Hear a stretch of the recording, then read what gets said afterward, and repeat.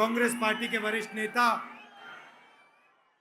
Congress party के प्यारे कार्यकर्ता, भाइयों और बहनों, आप सबका यहाँ बहुत बहुत स्वागत, नमस्कार।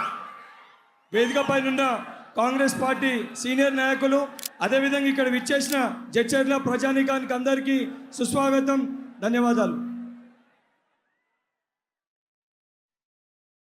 भारत जोड़ो यात्रा कन्याकुमारी से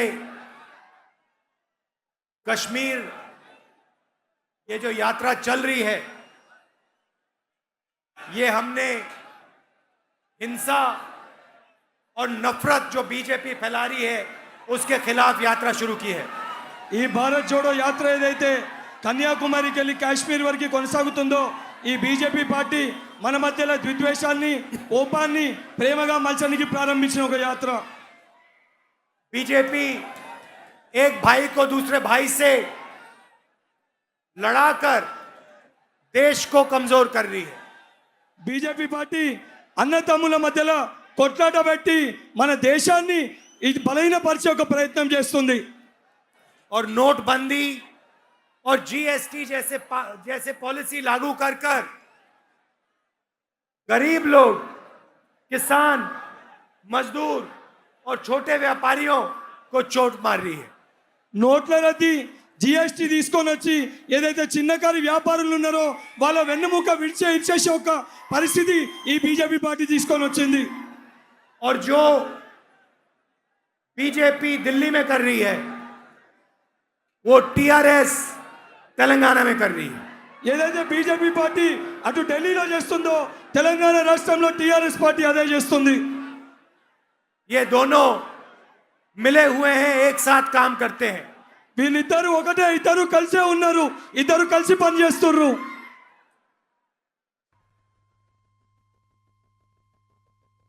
तो ये दोनों एक साथ मिलकर काम करते हैं। వీళ్ళిద్దరు ఒకటేసారి కలిసి పనిచేస్తారు। यात्रा तमिलनाडु में शुरू हुई, केरला से निकली, कर्नाटका, आंध्र और अब तेलंगाना में आई है। ఈ భారత్ జోడో యాత్ర కన్యాకుమారి తమిళనాడులో మొదలై దాని తర్వాత కేరళ, కర్ణాటక, ఆంధ్రప్రదేశ్, ఇప్పుడు తెలంగాణకు వచ్చింది। और दिन भर हम पैदल चलते हैं।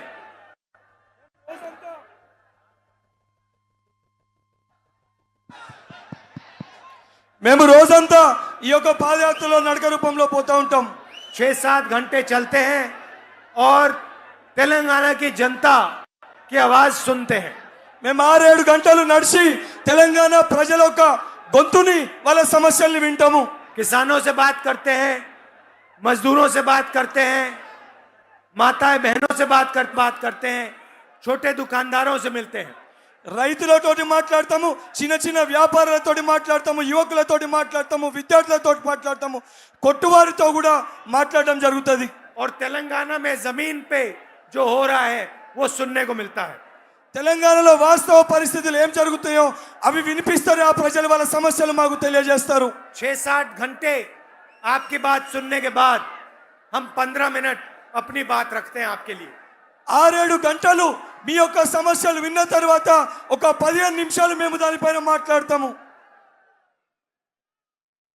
पता लगा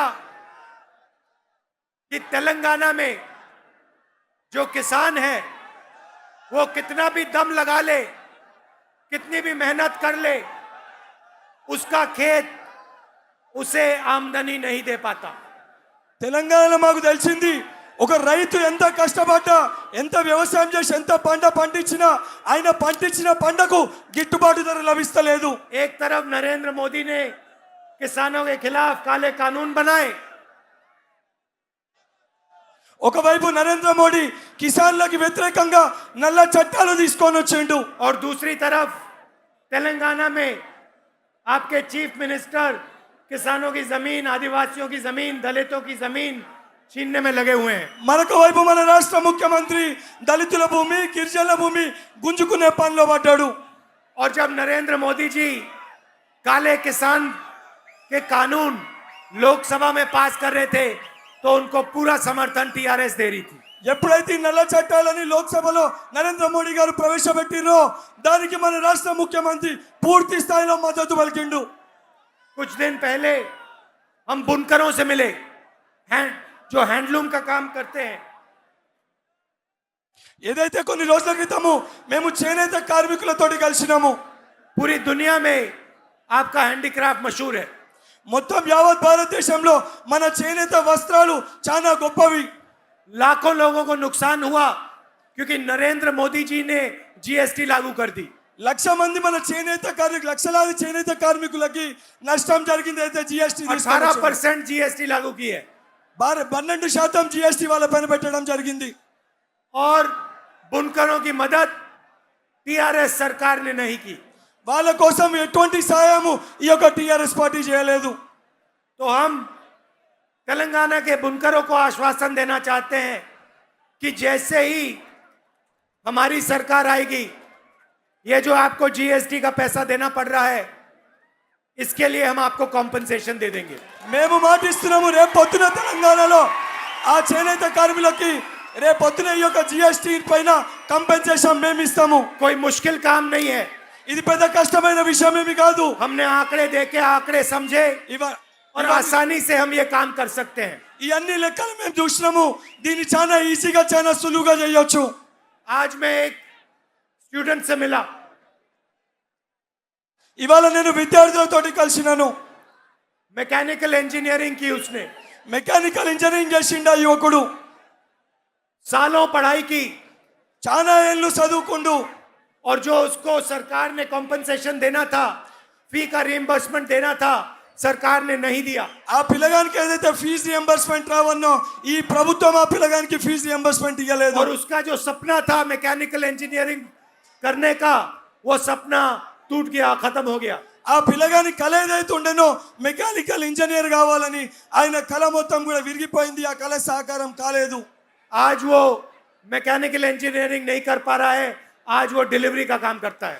మెకానికల్ ఇంజనీరింగ్ కాలేక ఈ రోజు జొమాటోలో డెలివరీ చేస్తుండు. तेलंगाना में पूरा का पूरा शिक्षा का ढांचा प्राइवेटाइज किया जा रहा है. తెలంగాణలో విద్యా వ్యవస్థని పూర్తి స్థాయిలో ప్రైవేట్ వ్యవస్థకి కట్టబెడుతుండు.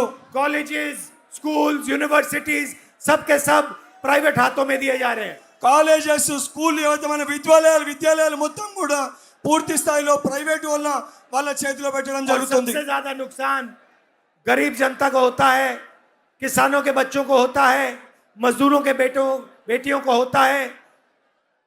దాని వలన ఎక్కువ నష్టము రైతుల బిడ్డలకి, అదేవిధంగా వ్యవసాయం చేసుకుంటున్న చిన్న చిన్న వ్యాపారుల బిడ్డలకి ఎక్కువ శాతం నష్టం జరుగుతుంది. దాని వలన तेलंगाना सरकार शिक्षा में सबसे कम पैसा डालती है. తెలంగాణ గవర్నమెంట్ ఏదైతే మన ప్రభుత్వం ఉందో విద్యా వ్యవస్థ పైన చాలా తక్కువ ఖర్చు పెడుతుంది. जैसे ही हमारी सरकार तेलंगाना में आएगी, हम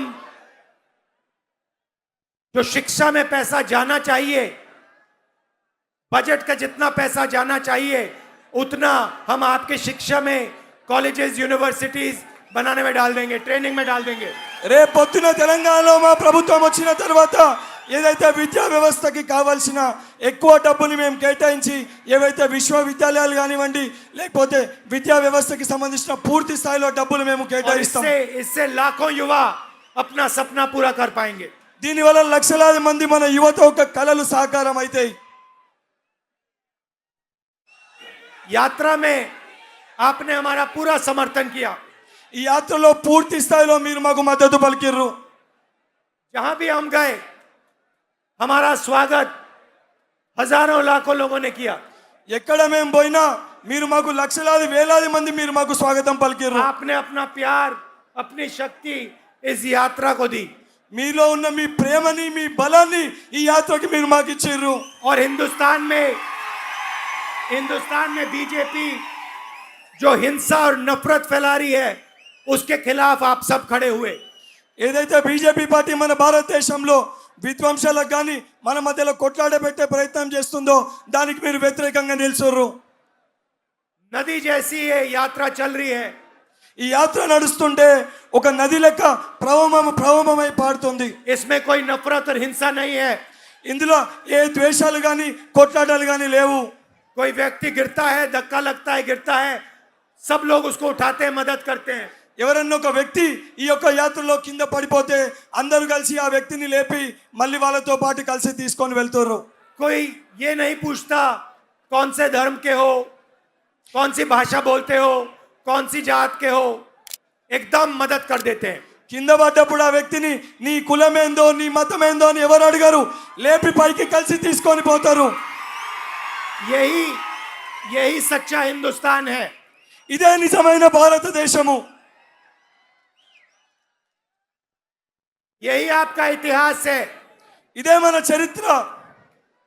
और जो बीजेपी आरएसएस कर रहे हैं वो ये- देश के हित के खिलाफ है।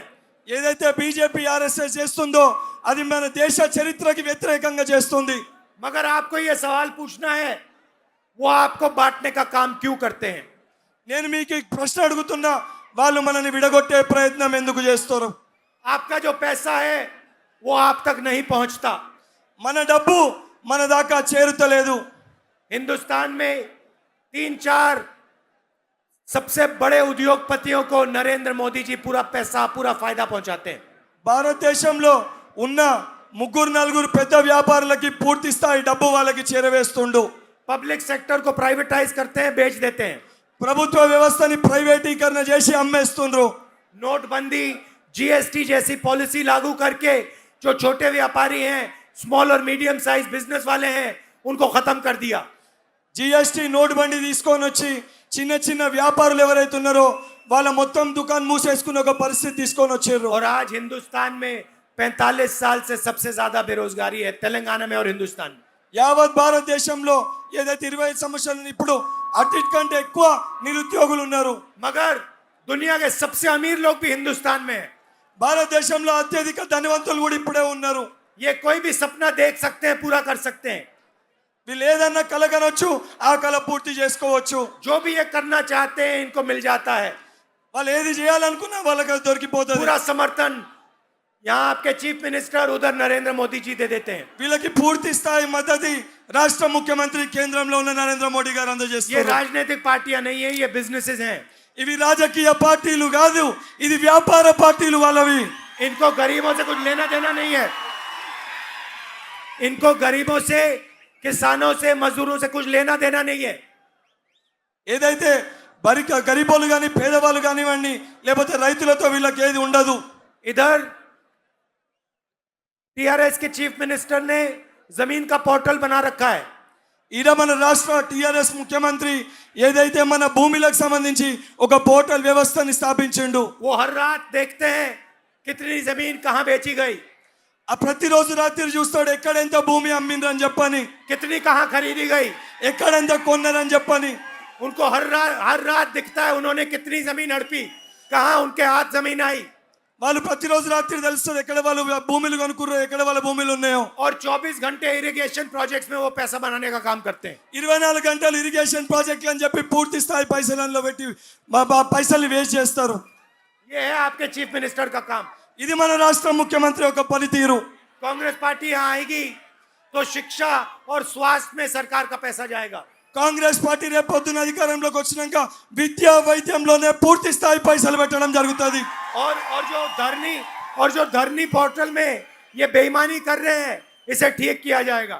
ఏదైతే ధర్నీ పోర్టల్లో వీరు చేసిన ఏదైతే మన భూములు గుంజేసుకుంటారో దీన్ని పూర్తి స్థాయిలో కూడా సరైన రీతిలో చేయడం జరుగుతుంది. और जो आदिवासियों से, दलितों से उनकी जमीन छीनी जा रही है वो जमीन और उसका हक उनको वापस दिया जाएगा। ఏదైతే మన దళితుల దగ్గరికి వెళ్ళి గిరిజన దగ్గరికి వెళ్ళి గుంజేసుకున్న భూమిని వాళ్ళకి అందజేయడం జరుగుతుంది.